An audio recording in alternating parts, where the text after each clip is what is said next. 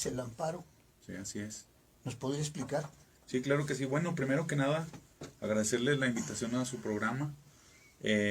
Y por otro lado, comentarles que todo deriva de una auditoría que ejecutó una empresa externa contratada por la legislatura, en el cual hizo las observaciones pertinentes al ISTESAC.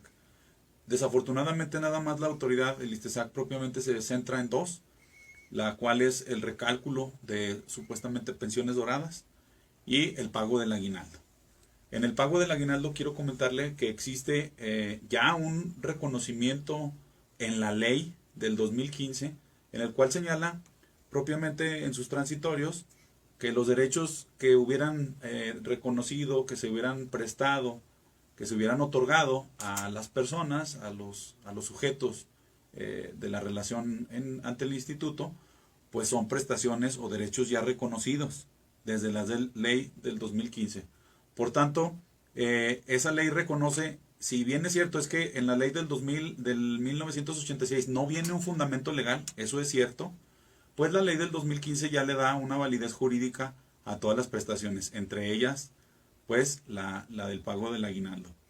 Y desafortunadamente, pues el gobierno continuó con acciones en perjuicio de todas las personas que integran este sector tan importante de jubilados y pensionados, dejándoles de pagar. Se promovieron amparos y afortunadamente un juez de distrito ya concedió un amparo, lo que va a formar un precedente para los demás juicios. ¿Quiere decir que si el precedente quiere decir que siempre lo van a ganar o cómo está esa situación? Sí, creo que los razonamientos que se hacen valer dentro de la sentencia del juez de amparo no son rebuscados, creo que tienen una lógica jurídica, una lógica de proteger a un sector en una situación de vulnerabilidad, como son los jubilados y los pensionados. La ley los establece así como un sector vulnerable y por tanto los argumentos son en ese sentido. Es muy difícil que vayan a contrariar esos argumentos. Sin embargo, si existiera por ahí una sentencia que fuera adversa a nosotros, pues nosotros estamos preparados totalmente para interponer el recurso de revisión y que se revise esa sentencia. Pero afortunadamente esta sentencia va a formar ya un precedente, es decir, una base de argumentos para los demás jueces de distrito que van a resolver estos asuntos.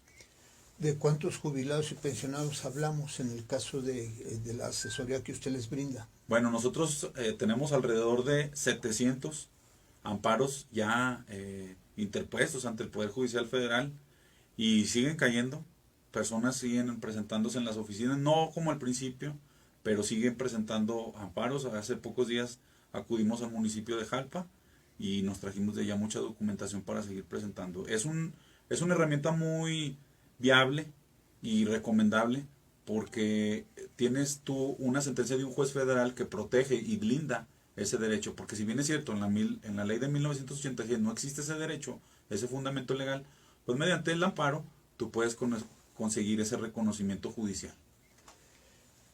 El ISTESAC, hablando en términos laborales o en términos de los jubilados y pensionados, ganas mucho, no deberías de ganar mucho. ¿Eso fue argumento? ¿Cómo lo califica usted? Bueno, creo que es un argumento pues improcedente, infundado. Primeramente, hemos visto que la mayoría de las pensiones oscilan, las más grandes, oscilan entre los 50 y 60 mil pesos. Pero si usted escucha a estas personas que fueron beneficiadas con este tipo de pensiones, pues ellos trabajaban 2 jornadas, es decir, trabajaban en la mañana y trabajaban en la tarde, trabajaban 2 turnos. Y el sistema jurídico en ese entonces lo permitía. Es por eso que se brindan esas pensiones. Sin embargo, si en ese sentido, si la autoridad considera que hubo un mal cálculo al inicio del otorgamiento de la pensión, ellos contaban con la herramienta jurídica prevista en la ley, que es un juicio de lesividad. Desafortunadamente, no sé si por desconocimiento o quiero pensar que fue por desconocimiento, no se promovió ese juicio de lesividad, sino que las pensiones de estas a las que nos referimos fueron recalculadas en la junta directiva por mayoría de votos, y eso está fuera de la ley, incluso puede ser un delito porque es un abuso de autoridad.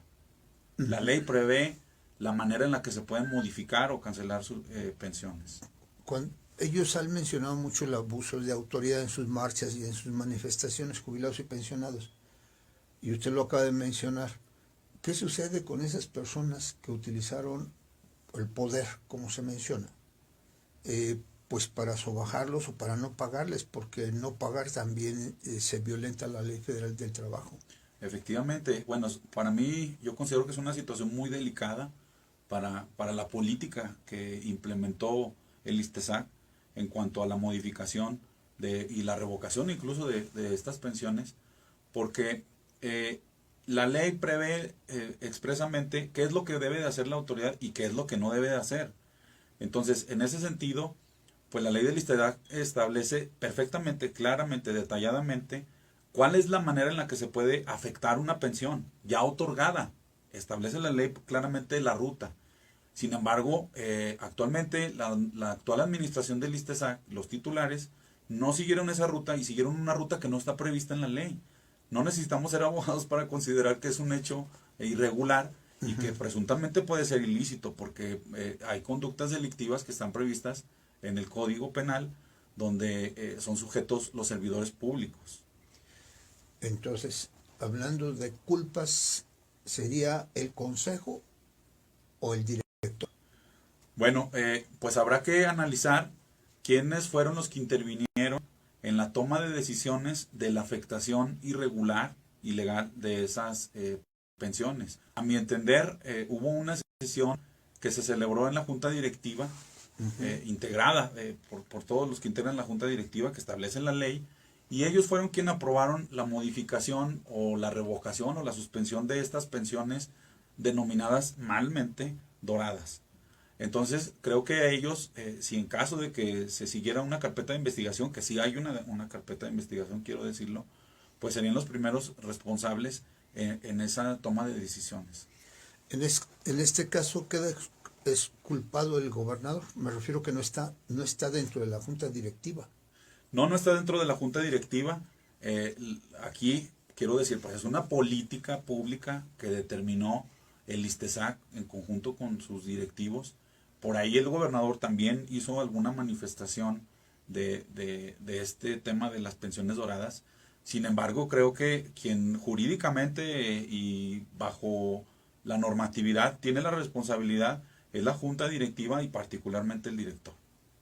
Así es. Bien, licenciado Jorge Herrada, Sí. el otro tema que también es escabroso, no sé si los jubilados y pensionados quieran hacer alguna mención respecto a cómo vamos Sí. o darles un mensaje a los jubilados. Sí, quiero darles el mensaje que las personas que no han promovido su amparo, que lo interpongan, es muy importante porque mediante una sentencia de un juez federal, ellos ya van a tener reconocido ese derecho. Probablemente hay personas que se jubilaron con la ley de 1986 y ahí sí no existe un fundamento legal. Entonces, ¿qué mejor manera que obtener una sentencia de un juez federal donde le reconoce o le reitera ese derecho? Bien. Y el otro tema es referente al ingeniero Pedro de León Mojarro, Sí. Donde usted también fue su asesor. Sí. Y finalmente queda exculpado de la supuesta estafa maestra. ¿Qué nos puede decir de ello? Bueno, sí, es un tema muy mediático, muy político. Quiero comentarte que, pues bajo estas circunstancias que mucha gente conoce, el inicio del procedimiento administrativo inició con muchísimas irregularidades, ilegalidades, tanto así que se le pretendió imputar a mi cliente la firma de un convenio en el cual aparece como testigo y que posteriormente acreditamos que esa firma que aparece como testigo fue falsificada. Y no nada más en este documento, sino en otros documentos, en el acta de finiquito, en otros documentos, diversos documentos.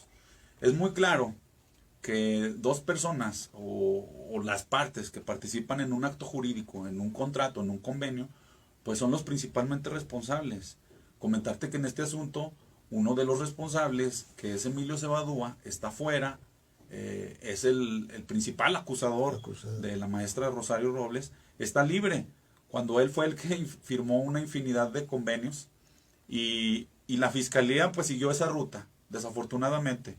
la Fiscalía, con base en las declaraciones de Emilio Cebadúa, abrió carpetas de investigación, lo cual son totalmente insostenibles, porque abrieron una carpeta de investigación de delincuencia organizada. Quiero comentarte que la delincuencia organizada y el uso de recursos de procedencia ilícita, pues es totalmente un disparate, porque los recursos provenían de una fuente ilícita que es el presupuesto de la nación. Todos esos convenios se celebraron conforme a un documento celebrado desde el Poder Ejecutivo, que fue la Cruzada Nacional contra el Hambre. Si bien es cierto es que pudo haber existido irregularidades, pues las personas que son responsables están fuera, y eso es lo lamentable. En este caso, pues nosotros logramos acreditar que hubo esas irregularidades en el procedimiento administrativo, y vamos a hacer lo propio en la carpeta de investigación penal, la correspondiente, para que se deje sin efecto pues todas las actuaciones que desarrolló la Fiscalía General de la República. ¿Fue entonces movimiento político? Pues, ¿Cómo lo percibe usted? Bueno, quiero pensarlo que fue un tema político, un tema mediático. Creo que el combate a la corrupción no únicamente se hace por medio de la Fiscalía. Incluso nosotros hemos tenido muchas experiencias en el cual las instituciones han sido utilizadas por personas, por funcionarios públicos, por intereses particulares y no propiamente del interés público. Por ejemplo, hemos visto cómo la Auditoría Superior de la Federación, del Estado, han sido utilizadas como instrumentos o como herramientas para perseguir a rivales políticos, ¿no? También hemos visto cómo la Fiscalía se ha prestado a estas actuaciones, pues nada más habrá que revisar la posición actual de la Fiscalía General de la República. Entonces creo que era algo cantado, es algo que se vislumbra de la actual administración de la Fiscalía General de la República. La acusación es totalmente una falacia jurídica, y pues desafortunadamente nos hemos encontrado ante la adversidad de las instituciones, porque pues primeramente no nos han dejado aportar pruebas en la carpeta de investigación, pero creo que ya teniendo una resolución del Pleno del Tribunal de Justicia Administrativa, quienes fueron los magistrados en su totalidad, solo fue un voto en contra de 11 magistrados, otorgaron la nulidad lisa y llana del crédito resarcitorio que se le impuso a mi cliente. ¿Qué procede para proseguir limpiando la imagen del ingeniero Pedro de León Mojarro? Bueno, creo que por sí solo se debe de limpiar la imagen. Creo que los documentos hablan por sí solos. Una sentencia emitida por el Pleno del Tribunal, quiero decirte que originariamente la competencia era